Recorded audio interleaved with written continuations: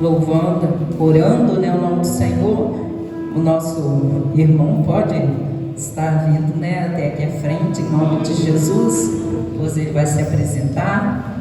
Glória a Deus.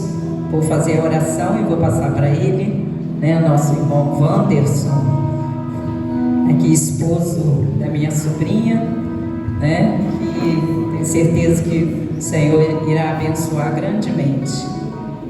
Senhor, nosso Deus e Pai, eu te louvo por esta noite, Pai, glorifico o teu nome por essa oportunidade que nos deste de estarmos aqui hoje reunidos em nome do Senhor Jesus.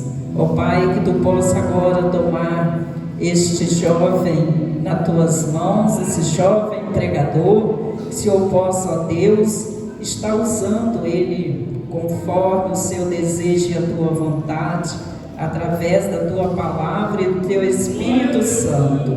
Senhor, nós o entregamos nas tuas mãos agora, e que o Senhor faça a tua obra em nome de Jesus. Amém.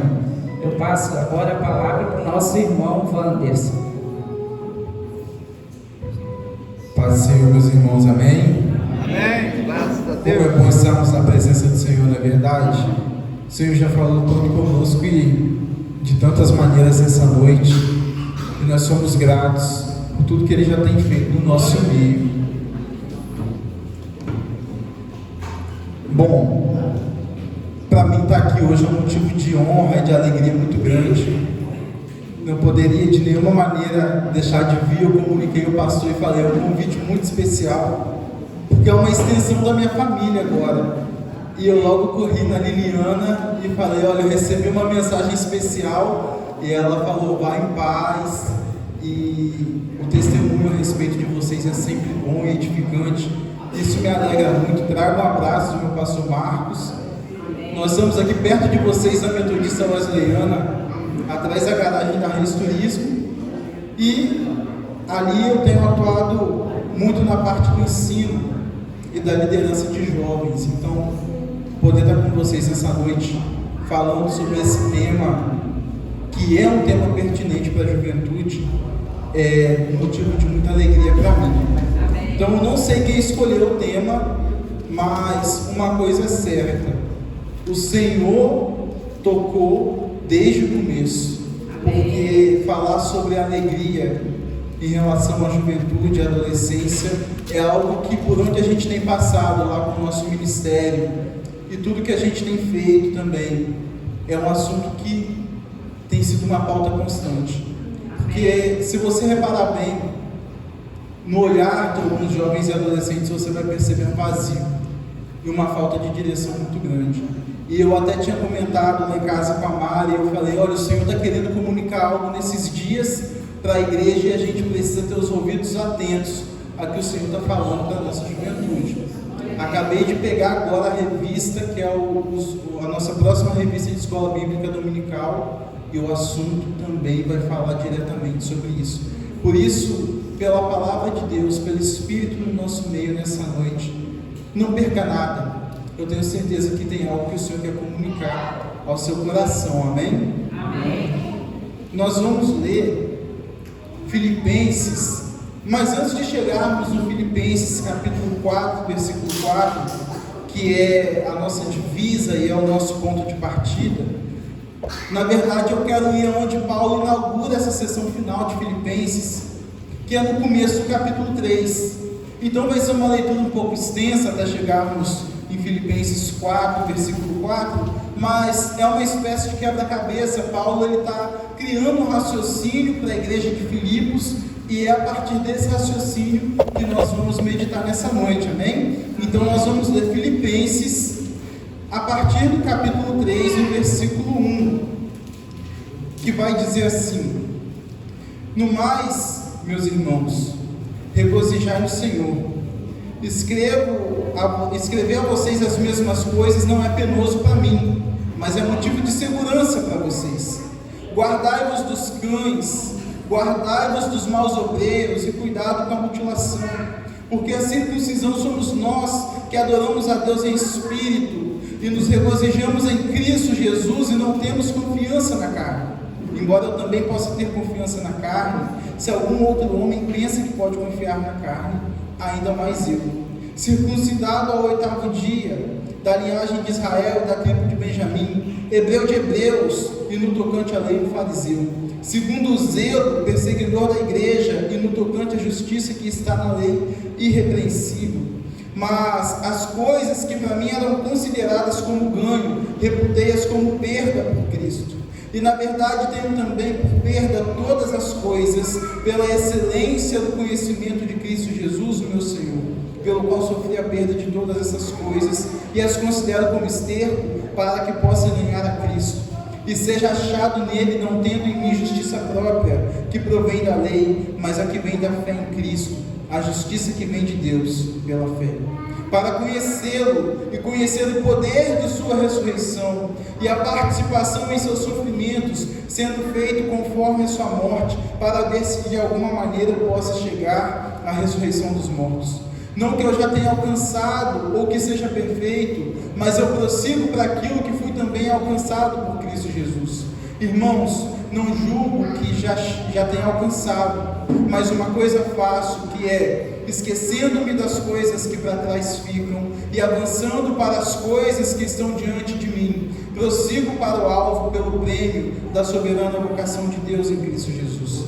Por isso, todos quantos já somos perfeitos, tenhamos esse mesmo sentimento, e se sentis alguma coisa de outra maneira, Deus deve revelar ainda essa a vós. Porém, naquilo a que já chegamos, andemos segundo a mesma regra e sintamos a mesma coisa.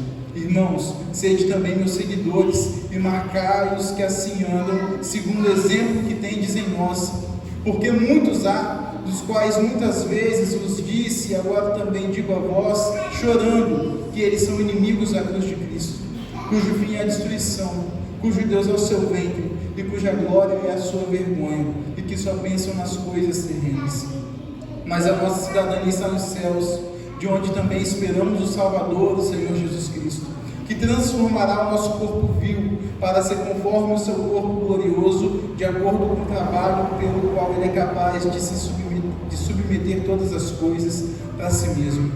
Portanto, meus amados irmãos, e muito queridos por mim, minha alegria e minha coroa, estai assim firmes no Senhor, meus amados. Rogo a Evódia e a Síntica, que sejam da mesma mente no Senhor, e admoesto também a ti, meu verdadeiro companheiro, que ajude essas mulheres que trabalharam comigo no Evangelho, e também com Clemente e com os outros cooperadores cujos nomes estão no livro da vida.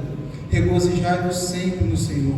Outra vez digo, regozijai-vos. Até aqui, vamos orar. Senhor Deus, essa é a sua palavra viva, penetrante, cortante, capaz de sondar os pensamentos mais profundos do nosso coração. Pai, é por ela que nós nos reunimos nessa noite para aprender do Senhor. Portanto, seja conosco, derrame sobre nós uma porção de sabedoria e revelação do céu, para que sejamos capazes de interpretar e entender aquilo que o Senhor quer comunicar a nós, sem vaidade, sem qualquer adulteração humana, Pai, mas a sua pura palavra, que nos dá vida, que nos alimenta, que é a luz da nossa caminhada, Pai. Seja conosco e nos edifica. Estica um pouco mais a nossa fé nessa noite, nos confronta, Pai, nessa noite com a sua palavra, e nos torna mais semelhantes a Ti, porque carecemos, Senhor, carecemos do Senhor. A glória é sua, Pai. O Senhor merece toda a tributação de louvor e dignidade que nós podemos oferecer nessa noite. Assim eu oro no nome de Jesus. Amém. Os irmãos podem se assentar. Eu tenho algumas particularidades com a carta de Filipenses e marca um período especial para mim.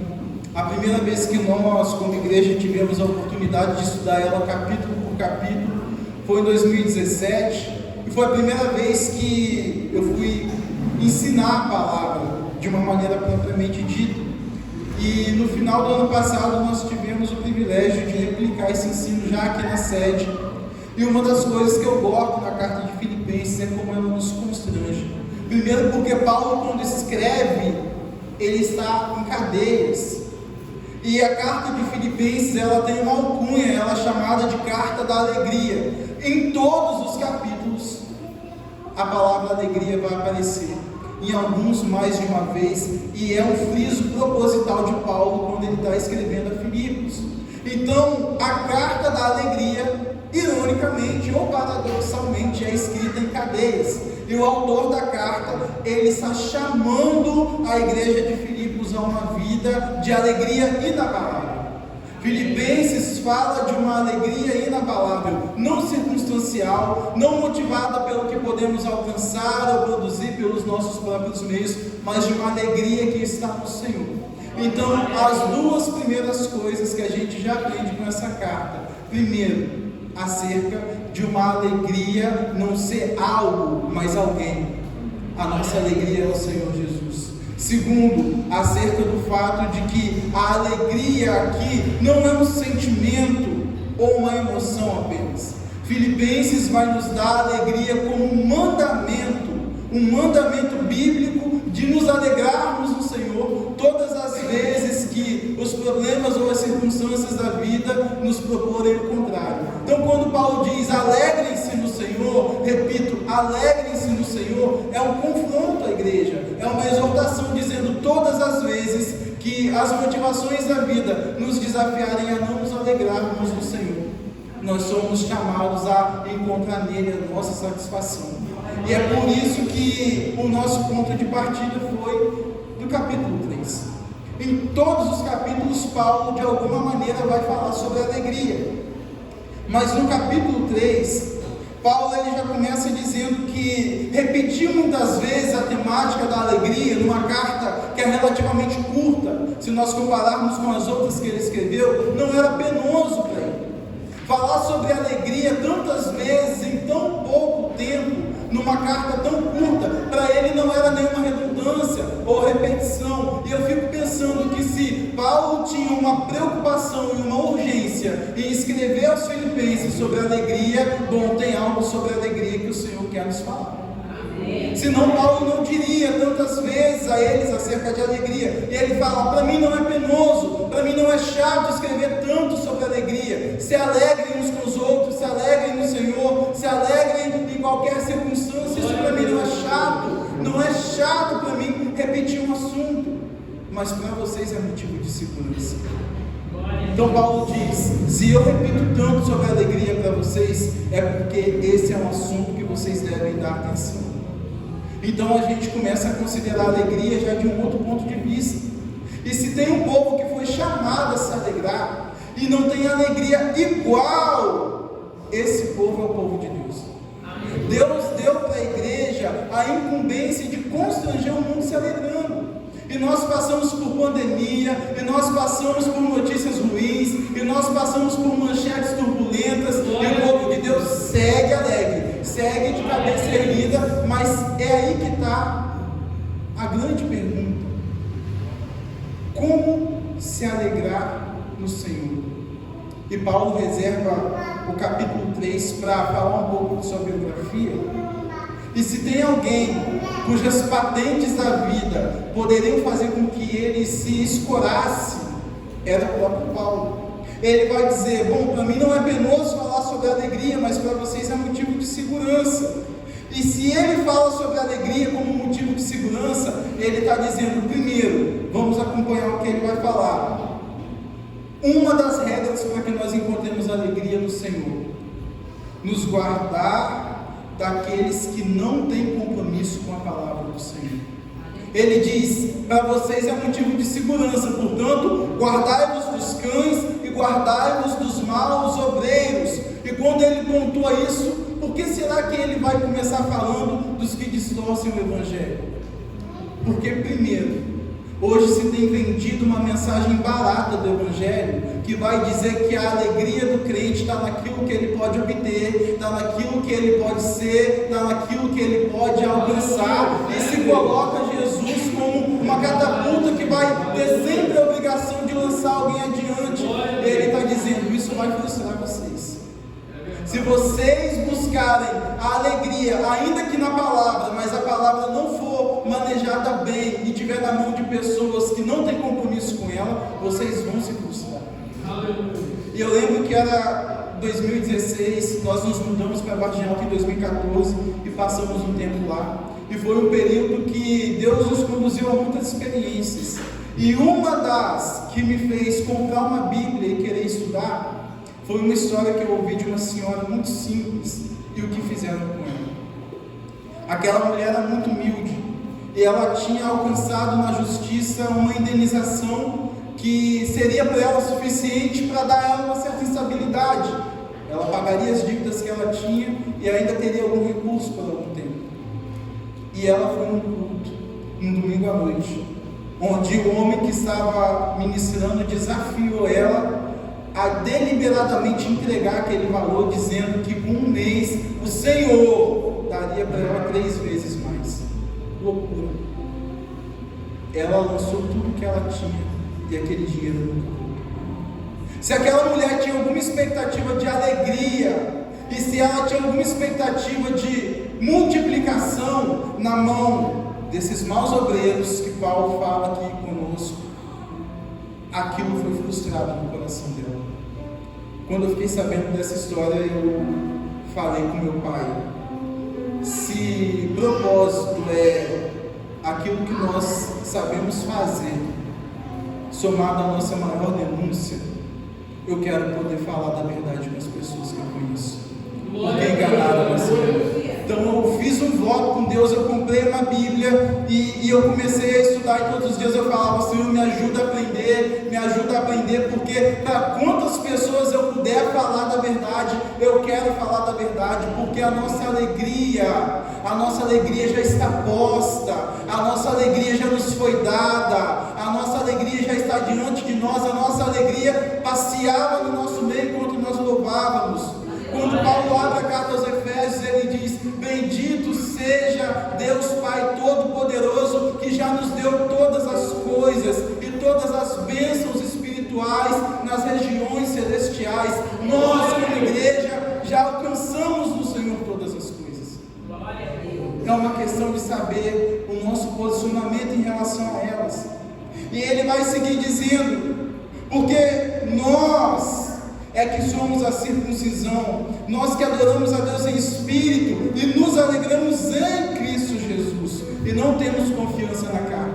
E aí que ele vai dizer: bom, se alguém aqui pode se valer das conquistas carnais, ou das conquistas dessa época, ou das conquistas seculares, eu poderia fazer isso.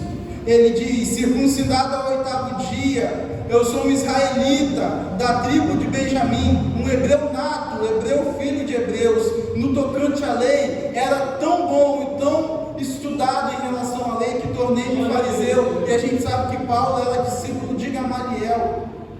Gamaliel foi uma coluna dentro do judaísmo, e dizem que só depois que Gamaliel morreu que o judaísmo começou a perder força, de tão influente que Gamaliel era. Então Paulo, ele, no tocante à lei, aprendeu com o melhor. Ele não era só um fariseu, ele era um fariseu posto como referência nos dias dele. Ele ainda vai dizer: segundo o zelo, me tornei perseguidor da igreja, porque quando o cristianismo surgiu, eu, com as minhas raízes no judaísmo, interpretei o cristianismo como seita e persegui a igreja de Deus. No tocante à justiça que está na lei, irrepreensível, mas por causa da alegria inabalável, por causa da alegria verdadeira, por causa do real sentido de viver e de sermos quem somos e de estarmos aqui nessa noite, ele vai falar: tudo isso eu considerei como esteira. E aí é que está uma lição para nós. Paulo em nenhum momento está desprezando os estudos, ou em nenhum momento está desprezando os lugares que ele alcançou, mas ele está dizendo: eu vivi tudo isso, aprendi tudo isso, alcancei o máximo que se poderia alcançar em relação a isso, mas quando eu cheguei lá, eu percebi que isso não me preencheu por completo. Quando eu me tornei uma referência, e quando eu fui perseguidor, e quando eu fui respeitado, e eu tinha cartas para entrar e sair em qualquer província, bom, isso ainda não me alegrou por completo. E a realidade de Paulo é a realidade dos nossos jovens. Porque o secularismo e o tempo presente, ele coloca em nós um estímulo de uma busca incessante e de uma busca obsessiva de se tornar e de alcançar e de chegar e de crescer, e não há nenhum problema em sermos alguém, não há nenhum problema em sonharmos e projetarmos e buscarmos, não, mas a nossa grande briga, o nosso grande combate é que nós temos que chegar, alcançar e buscar, sabendo que isso não produz uma satisfação plena na nossa alma, e que muitas vezes a gente precisa chegar e alcançar para perceber que aquilo ainda não preencheu o vazio que nós carregamos dentro de nós. E o que nós mais temos visto é uma geração que se frustra, porque o mundo vem de posições inalcançáveis, e os jovens estão perseguindo o vento, e os jovens estão perdendo o seu tempo e vendendo a sua juventude em prol de coisas que não são capazes de preencher o vazio que só a presença de Deus pode suprir. Então o problema não é buscar, o problema não é ter o conhecimento, o problema não é ter um curso, um diploma, o problema é tornar essas coisas no ídolo. E o tempo presente, o secularismo que cada vez mais arromba as portas das nossas casas, vende a nossa juventude com propostas, com ideologias, com condições, e tudo isso, depois de um determinado tempo, se mostra apenas perseguir o vento. Então, quando Paulo resume a biografia dele, ele diz: eu poderia me valer de todas essas coisas, eu sou conhecido em todo império, e todas as pessoas sabem quem sou eu e o que eu faço, e quem me ensinou e a quem eu ensinei. Mas ele fala: tudo isso eu considerei como perda para conhecer a Cristo Jesus. Então, quando ele vem falando de alegria desde o começo, na verdade Paulo está conduzindo a igreja de Filipos a um lugar onde eles entendam que a alegria e Cristo são um denominador comum.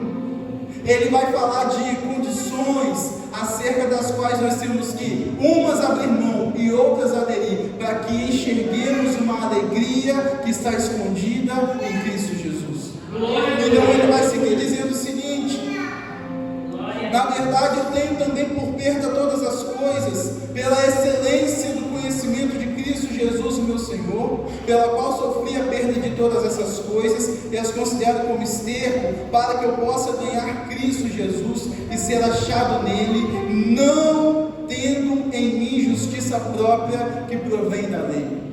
O que Paulo está dizendo é o seguinte: eu precisei abrir mão de algumas coisas para conhecer Jesus. Eu precisei abrir mão de algumas coisas para mergulhar no nível mais profundo com Jesus. E o meu herói da fé é o meu pai. Eu lembro que logo que o meu pai se converteu, eu tinha 6 ou 7 anos, e o meu pai saiu de um alcoolismo brutal. E até os 7 anos de idade a gente não tinha uma relação amigável, porque eu sempre olhava meu pai com medo. Quando meu pai chegava em casa altas horas da noite, eu corria para o meu quarto e ficava lá. E foi todo um processo até a conversão dele e a cura do nosso relacionamento como pai e filho. E a partir da conversão do meu pai, ele sempre me falava: filho, você precisa de experiências com Deus. Ele falava: você precisa de experiências com Deus, de colocar o Senhor à prova, para saber que é Ele quem governa a sua vida, que não são pessoas, e nem opiniões, e nem ideias, e nem inventos de doutrina, que só vão de um lado para o outro, nem tendências, e nem coisas que nos escravizam. E meu pai falava assim: faz prova com Deus, faz prova com Deus, tem experiências com Deus. E é isso que a nossa geração precisa, sabe? Vamos considerar a nossa cidade. Cachoeiro é uma cidade maravilhosa para ser cristão, gente. Em todos os bairros da cidade tem várias igrejas. Em todas as igrejas as portas estão abertas, e nós temos liberdade de portar nossa Bíblia livremente e trafegar pelas ruas e irmos às igrejas e cultuarmos ao Senhor, cada um conforme a sua doutrina, cada um conforme a fé ou a igreja que cresceu. A nossa cidade é assim. Então, se a gente fizer um exame dos jovens da nossa cidade, entre 10 jovens, pelo menos 9 já foram em uma igreja evangélica. E 10 de 10 conhecem conhecem algum texto, alguma passagem, ou tem algum parente próximo que faz parte de alguma igreja. Então o problema da nossa juventude não é falta de informação, e não é falta de instrução, e não é ignorância em saber o que é uma igreja, onde fica uma igreja. Os nossos jovens se valem de algumas informações para não ir à igreja. Então o problema todo não é a informação, é a falta de temor a Deus, e de experiência com Deus, e de uma vida de oração com Deus. E nós precisamos entender isso para encontrarmos a alegria, e a alegria não é uma fórmula mágica. Nessa noite, enquanto você me ouve, se você puder gravar uma única coisa, eu gostaria que você gravasse isso no seu coração. A alegria é Jesus Cristo, e se Ele não estiver na nossa vida, no local onde Ele deve estar, qualquer uma das nossas conquistas não vai expressar a alegria que nós precisamos para viver uma vida boa. Então, quando eu olho para as palavras de Paulo e tudo que ele está tentando comunicar à igreja, é um apelo para as informações não são suficientes, as nossas vivências não são suficientes, e nem as coisas que nós buscamos são suficientes se Jesus Cristo não estiver lá. Se Jesus Cristo não for o centro da nossa vida, e se Ele não estiver entronizado no nosso coração, a vida passa e a gente não vê. E quando a gente passa da juventude, que é a fase de transição mais importante de todas, e a gente entra na vida adulta, geralmente nós começamos a ter um sentimento de amargura e de arrependimento de como a juventude foi. Adultos frustrados e tristes, na verdade, se entristeceram antes da fase adulta, porque é justamente na juventude onde há uma briga incessante por nós, que somos cheios de energia, cheios de ideias, cheios de vontade. A briga é nessa fase da vida, é justamente nela que nós estamos em jogo, em disputa. Se nós passarmos essa ponte da juventude, firmados em Jesus, nós teremos uma vida boa. E eu vou falar algumas coisas que eu aprendi que fizeram diferença na minha juventude. O meu pai sempre me disse que a alegria é formar uma família, que a alegria é conhecer a palavra de Deus, que a alegria é se submeter aos processos da vida sem querer apressar nenhum. E algumas vezes eu ia e deixava o currículo e me chamavam para uma entrevista e eu não era contratado. Eu chegava em casa entristecido e o meu pai me disse: o que é que você aprendeu? Guarda isso com você. E ele falava: todas as vezes que você for buscar alguma coisa, as coisas boas você coloca no bolso bom, e as coisas ruins você coloca no bolso furado, porque cai pelo meio do caminho e fica pelo meio do caminho. Então a juventude é uma fase de decisões, e se as nossas decisões forem pautadas nos princípios errados, isso vai reverberar na vida inteira. Quantas pessoas você conhece que carregam marcas de uma decisão precipitada lá na juventude, porque possivelmente não tiveram a oportunidade de ouvir o que nós estamos ouvindo?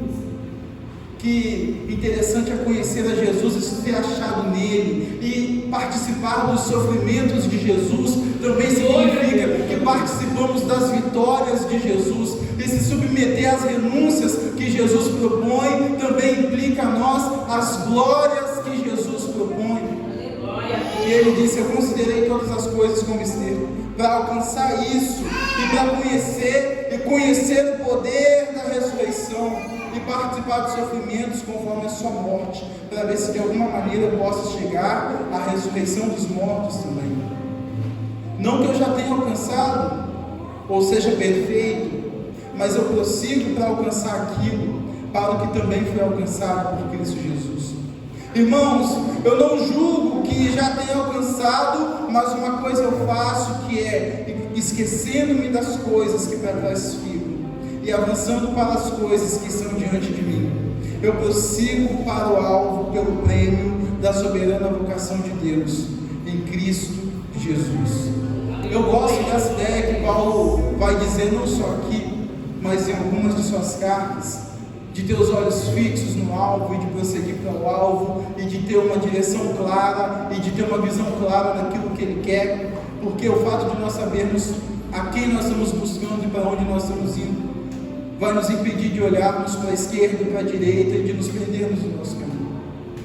E quando a gente fala de prosseguir, e prosseguir com alegria, tem uma referência bíblica maravilhosa que eu queria compartilhar com vocês. O povo de Israel, por conta do pecado e de desprezarem alguns mandamentos que o Senhor havia dado lá atrás, é exilado de sua terra. E o assunto do exílio é um assunto longo. A Bíblia vai despender muitos textos para falar sobre o exílio. Mas junto do exílio também houve uma promessa de restauração e de retorno à terra, e que eles sairiam do exílio e regressariam para a sua pátria de origem. E quando nós vemos os salmos, se eu não me engano até o salmo 128 ou 130, algumas bíblias vão estar escrito salmo de romagem, salmo de degrau, salmo de subida, salmo de elevação, e eles têm esse nome porque esses salmos eram os salmos que o povo cantou quando saiu do exílio para voltar para a terra. Então era o salmo de subida. Eles estavam voltando para a sua terra de origem. E um desses salmos vai dizer: quando o Senhor restaurou a sorte de Sião, os nossos lábios se encheram de riso, e ficamos como quem sonha. E aí eles já não precisavam mais sofrer as afrontas do inimigo. E aqueles que os fizeram cativos, ironicamente chegavam até eles e falavam: vai, pega a sua harpa, toca uma canção da sua terra, toca um som lá da sua terra. E eles se sentiam constrangidos e envergonhados. Como nós vamos cantar canções do nosso lugar, se nós não estamos no nosso lugar?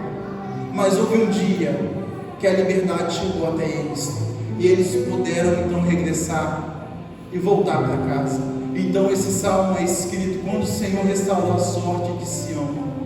Os nossos lábios se encheram de riso, e nós ficamos como quem sonha. A alegria voltou, e eles puderam vislumbrar um futuro maravilhoso, porque o tempo de escravidão havia acabado. E eu quero conectar esse texto à palavra de Paulo. Paulo está dizendo: irmãos, eu ainda não alcancei o que eu tenho que alcançar, mas uma coisa eu faço: o passado fica no passado.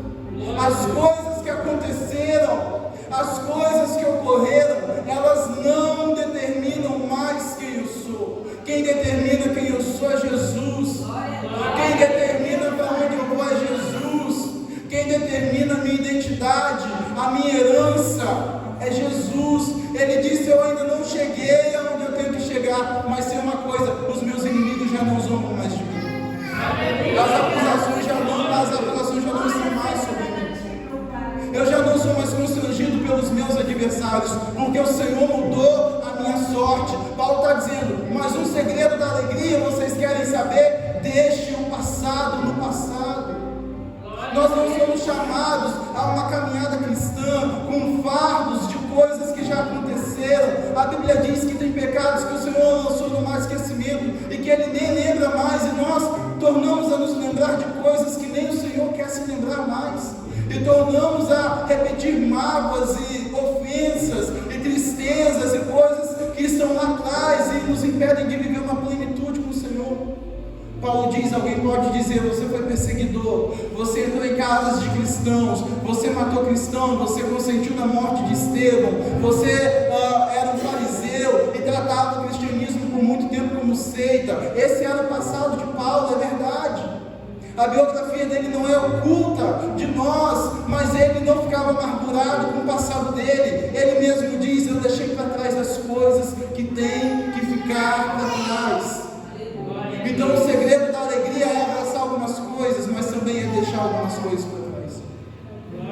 Talvez você carrega uma ofensa, alguém que te feriu, alguém que disse algo ao seu respeito que não é verdade, alguém que transgrediu contra você. Tudo que vem causando um peso, tudo que vem causando um desânimo, isso nos impede de acessar uma alegria verdadeira. Porque se está no passado, e se nós temos uma palavra do Senhor liberada ao nosso respeito, de quem nós somos e daquilo que nós podemos alcançar, deixe o passado no passado. Davi, ele um dia está no seu terraço quando ele deveria estar na guerra. Essa é uma clássica história de estar no lugar errado. Ele deveria estar na guerra, ele estava no seu terraço, e de lá ele contempla Batseba, uma mulher formosa, ele manda chamar, e ele se relaciona com ela, e ele engravida ela, uma mulher casada. E o marido dela era um homem do exército de Davi.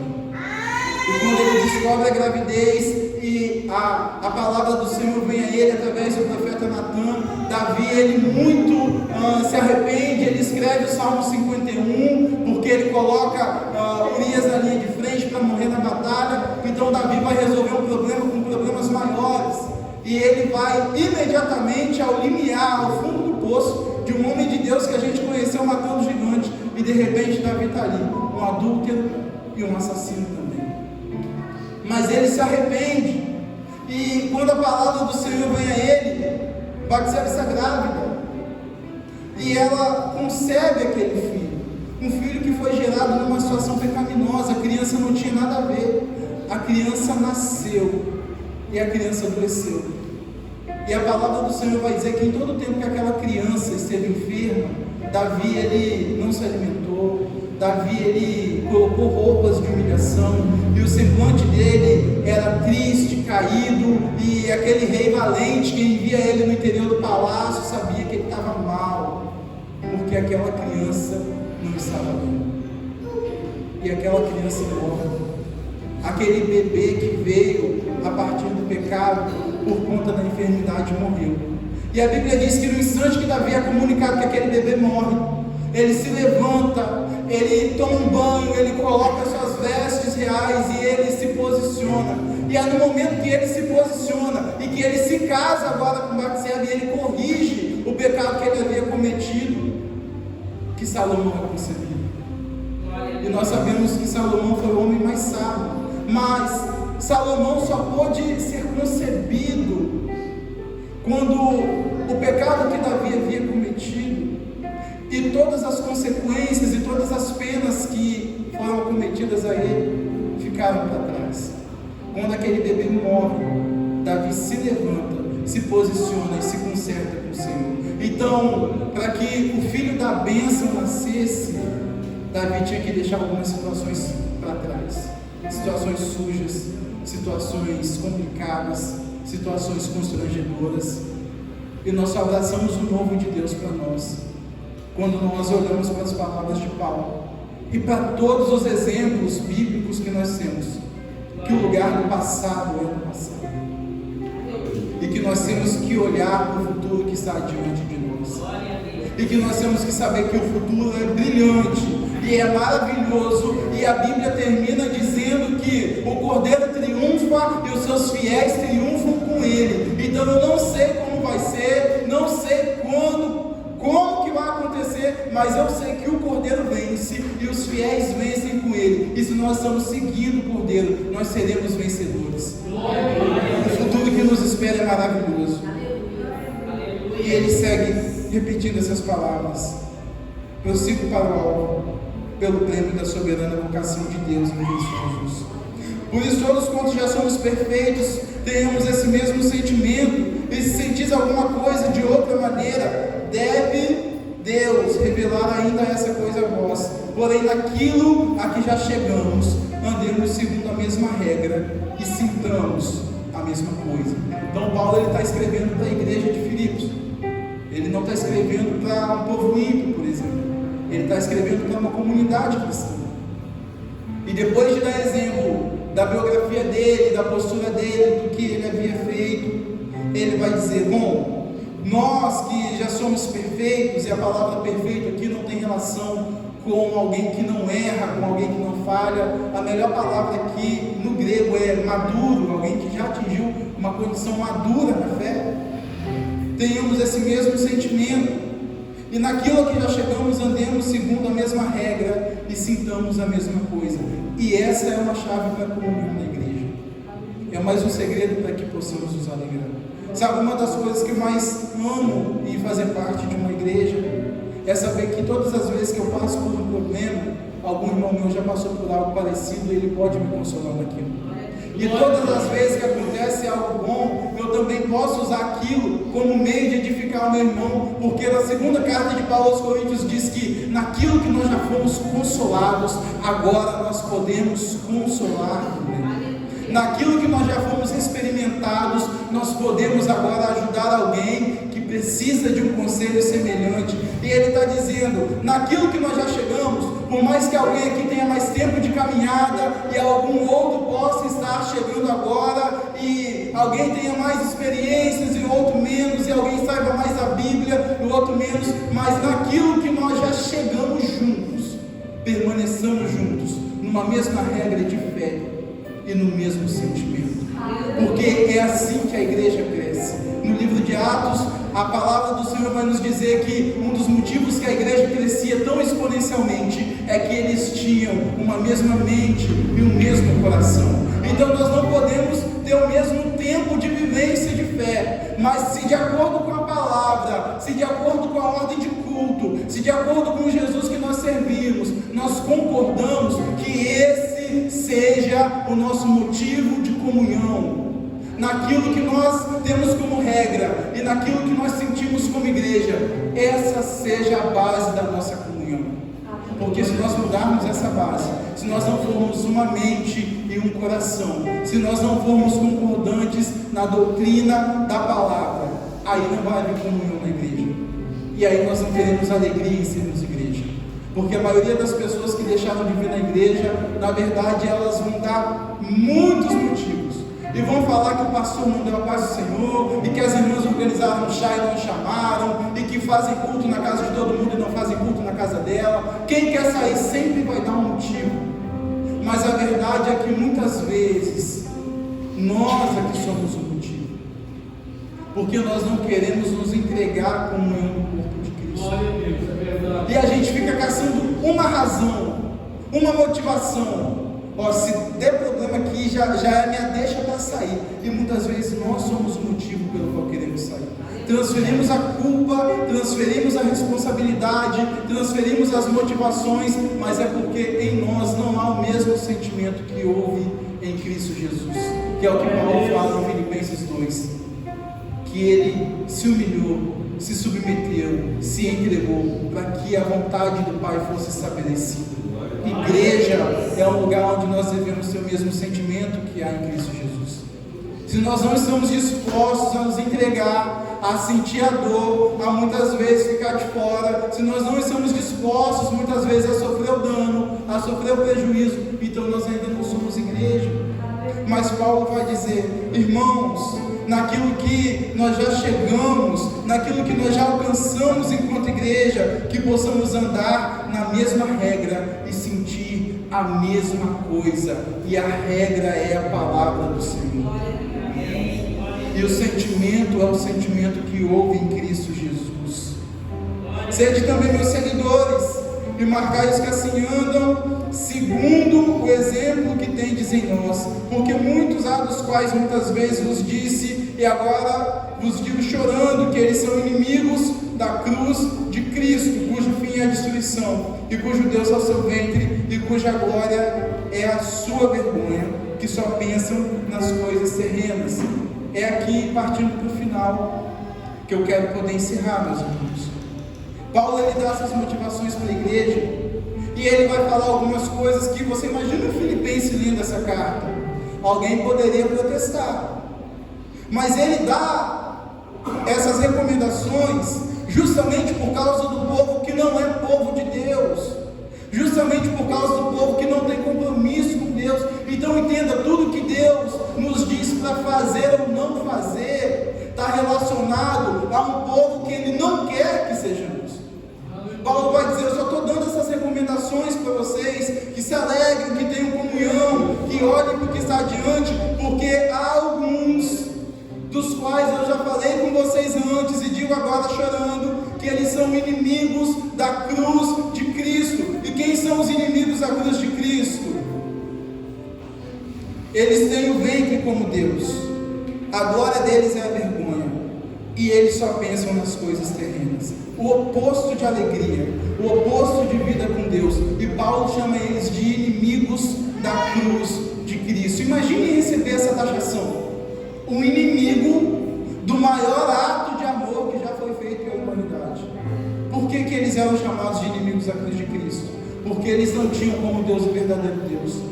Eles tinham como Deus as próprias vontades. E o nosso tempo, os dias que temos vivido, tem potencializado para que possamos viver de acordo com as próprias vontades. É algo que leva tempo falando, mas é uma verdade prática, e é algo que a igreja precisa entender cada vez mais. As ideologias, o consumismo, o materialismo, o relativismo, o humanismo, essa coisa de que nós somos o centro de tudo e que nós somos deuses e imperadores, essa coisa de que tem que ser de acordo com nossa vontade. Se o irmão não fez a minha vontade, ele me ofendeu, agora eu vou protestar, eu vou pegar o megafone e vou sair na rua clamando por direitos, eu vou sair na rua clamando pelo meu espaço, pelo meu lugar de fala. Agora o discurso é assim, de acordo com a minha vontade. Se não foi do meu jeito, eu vou protestar. Se não foi do jeitinho que eu escolhi, então eu não estou satisfeito. Se o relacionamento está desagradável, é divórcio e arruma outro casamento, está errado. Nós não podemos viver como o nosso próprio ventre manda. E o mundo o tempo todo diz: seja agora, faça agora, compre agora. Quem não está bom, deixa para trás. Se está ruim, troca. Se está ruim, troca de família. Se está ruim, troca de casa. Se está ruim, troca de religião. Nós somos chamados sempre a buscar uma satisfação que nunca chega. Nunca chega. Por isso que Paulo vai dizer: o Deus deles é o ventre, mas a glória deles é a vergonha. Porque em toda essa busca incessante, sem nenhum objetivo, é só a vergonha e a frustração que resta. Mas eles já têm o seu fim posto. Mas o versículo 20 diz que a nossa cidadania está nos céus, de onde também esperamos o Salvador, o Senhor Jesus Cristo, que transformará o nosso corpo vil, para ser conforme o seu corpo glorioso, de acordo com o trabalho pelo qual ele é capaz de submeter todas as coisas para si mesmo. Gente, olha o que Paulo está falando. Você não precisa ter o seu próprio corpo como Deus. Você precisa esperar que Deus glorifique o seu corpo. Você não precisa transformar o seu corpo num ídolo. Isso aqui é uma tenda, é uma barraca. Pedro diz: logo isso aqui vira pó.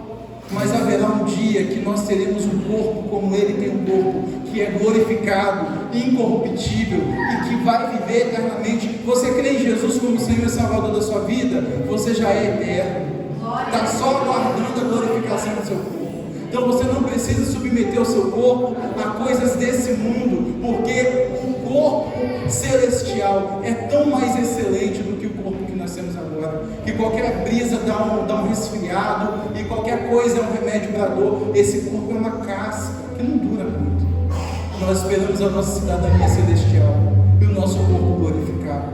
É isso que nós esperamos, e é por isso que Paulo vai dizer em Filipenses 4, versículo 4: alegrem-se no Senhor.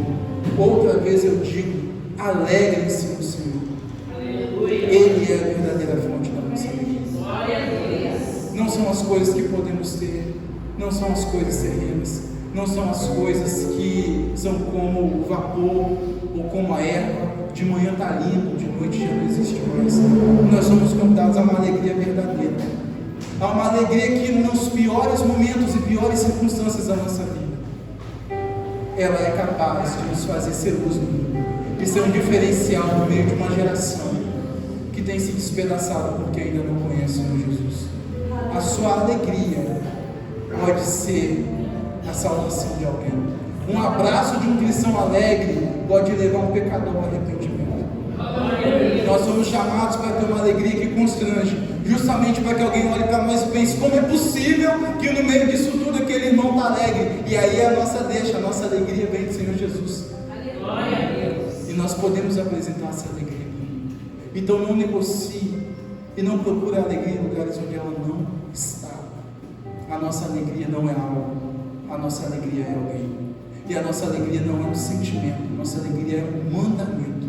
Somos ordenados a nos alegrar do Senhor todos os dias, independente da circunstância, porque independente da circunstância, Ele ainda é Deus. E Ele ainda nos sustenta. E Ele tem preparado coisas melhores para nós. Amém? Quero poder orar com você. Você pode se colocar de pé. Desde já agradeço a minha oportunidade. Vamos orar sobre a palavra nessa noite. Pai, muito obrigado pela sua palavra. Que o nosso coração possa se alegrar no Senhor, Pai.